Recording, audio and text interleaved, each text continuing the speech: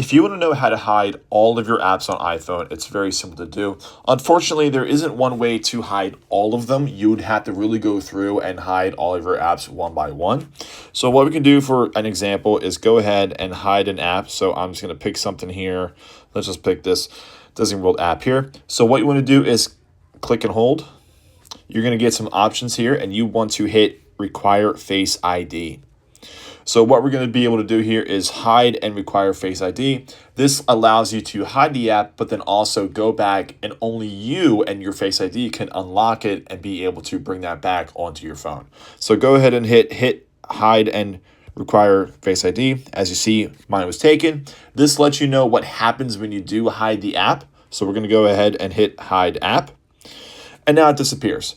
Now to go find it, you just have to swipe all the way over to your app library.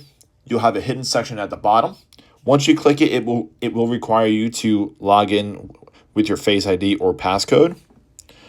And there it is. You'll be able to find your hidden app, but that's it. It's very simple and very easy to hide all of your apps on iPhone. Unfortunately, you will have to go through one by one to do it.